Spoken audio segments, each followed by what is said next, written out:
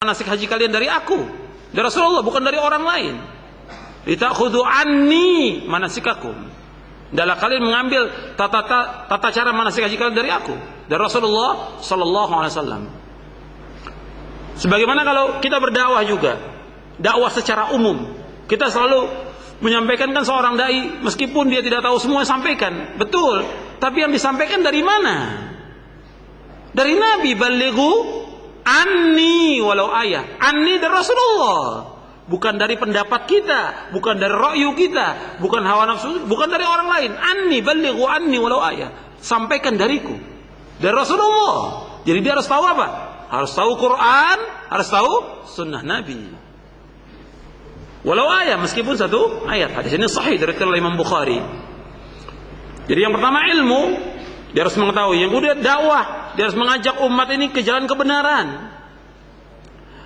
kepada keyakinan yang benar, kepada pemahaman yang benar. Ini fawaid yang kedua dari ayat ini. Surah Yusuf ayat 108. Yang pertama tadi, dia harus mengetahui kebenaran, mempelajari kebenaran. Fawaid yang kedua, manfaat yang kedua dari ayat ini, yaitu kita harus mengajak umat kepada kebenaran, mengajak umat kepada pemahaman yang benar. Kita mengajak umat kepada manhaj yang benar, cara beragama yang benar, yang telah dilaksanakan oleh Rasulullah SAW dan para sahabatnya. Kita harus tahu bagaimana cara beragama yang benar, bukan kita melihat cara yang kita lakukan, atau yang dilakukan oleh orang banyak, atau yang dilakukan oleh tokoh-tokoh tertentu. Tidak. Bagaimana Rasul mencontohkan dalam kita beribadah kepada Allah Subhanahu wa taala.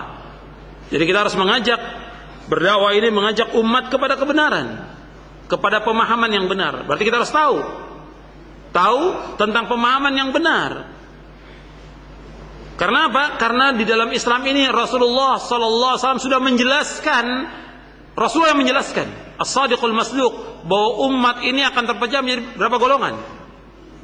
73. Rasulullah yang bersabda demikian, As-Sadiqul Masduq, Sataftariku ummati ala 73 firqah kulluha fin nari illa wahidah. Umatku akan terpecah menjadi 73 golongan, 72 masuk neraka, satu yang masuk surga. Dan hadis ini sahih, diriwayatkan oleh Imam Abu Daud, Tirmidzi dan yang lainnya dengan sanad yang sahih, dan disahihkan oleh para ulama ahli hadis. Jadi kita harus tahu, karena umat ini terpecah, dan Nabi sudah menyebutkan demikian. Umat ini akan berpecah, maka kita harus tahu pemahaman yang benar. Jadi kita mengajak umat, berdakwah ini mengajak umat kepada pemahaman yang benar, kepada keyakinan yang benar, ke jalan yang benar. Kita tidak mau sampai umat ini sesat, sebab kita akan menanggung dosanya, seperti yang tadi saya sebutkan dalam hadis yang sahih yang diriwayatkan oleh Imam Muslim dan lainnya. Kemudian yang ketiga, fawaid yang ketiga dari ayat ini, yaitu teguh dan istiqomah di atas kebenaran. Jadi kita harus sabat, istiqomah di atas kebenaran. Kalau sudah tahu kebenaran, kita mengajak umat kepada kebenaran, maka kita harus istiqomah di atas jalan kebenaran. Dan godaan ini banyak sekali, godaannya banyak sekali.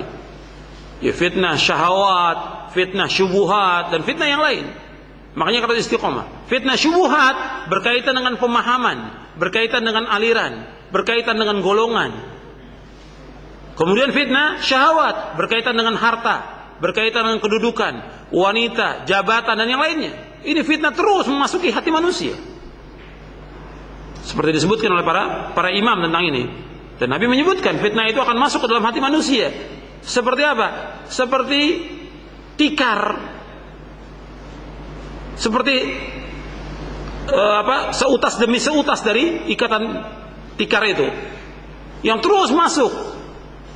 Kalau orang tahu kebenaran, maka dia akan tetap tahu yang ma'ruf, tahu yang mungkar. Tapi kalau orang yang sudah terkena syubhat, maka dia tidak bisa menilai lagi yang mana yang ma'ruf, mana yang mungkar.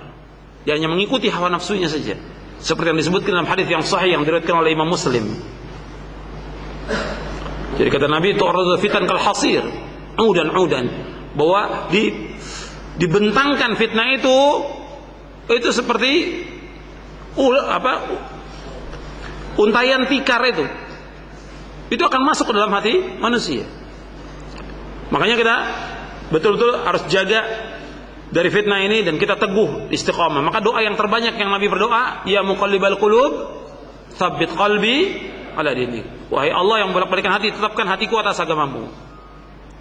Kemudian ikhwan fillah, azakumullah, kepada para duat, para dai, para ustaz, para mubalik yang dimuliakan Allah, bahwa Nabi sallallahu alaihi wasallam diutus oleh Allah dengan membawa ilmu dan amal.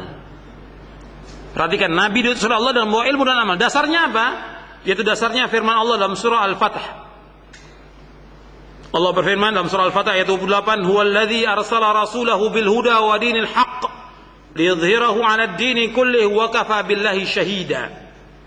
Dan dialah Allah yang telah mengutus rasulnya dengan membawa petunjuk dan agama yang benar agar dimenangkan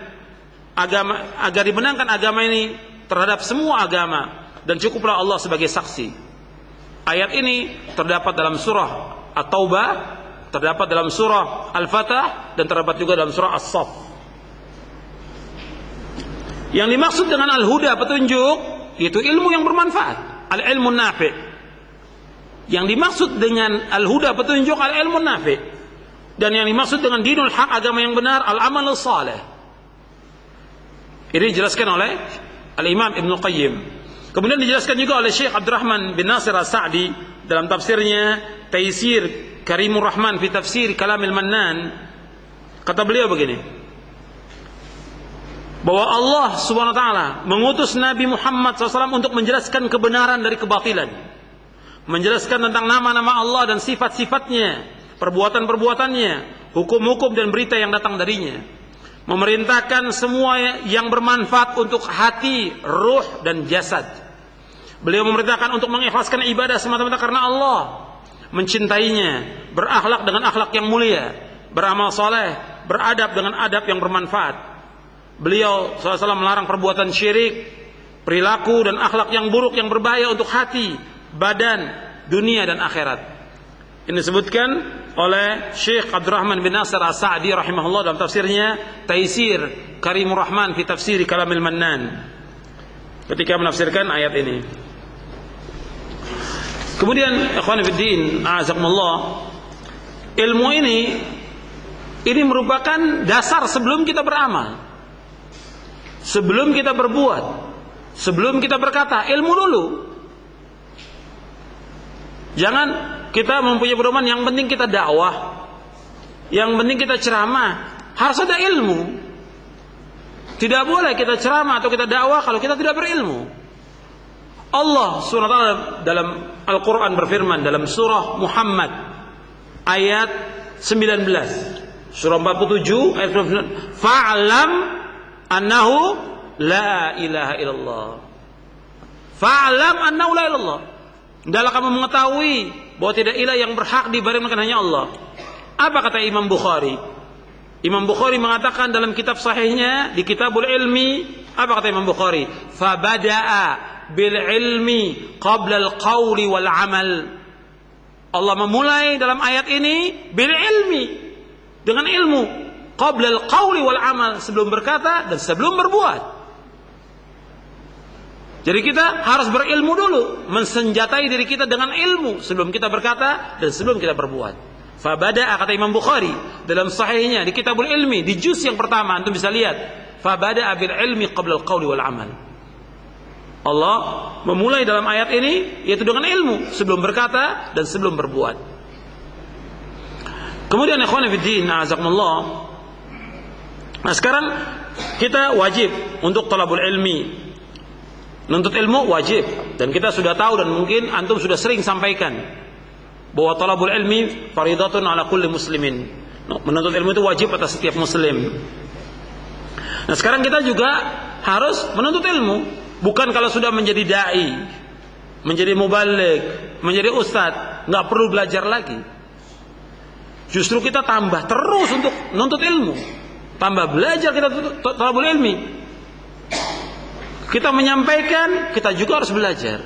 Bahwa kalau kita terus menyampaikan dan kita nggak punya ilmu, akhirnya nanti yang kita sampaikan dari pendapat kita, dari ra'yu kita, atau mungkin yang kita sampaikan cerita atau dongeng karena nggak punya bahan. Tidak paham tentang ayat, nggak paham tentang hadis, akhirnya apa? Cerita. Dongeng.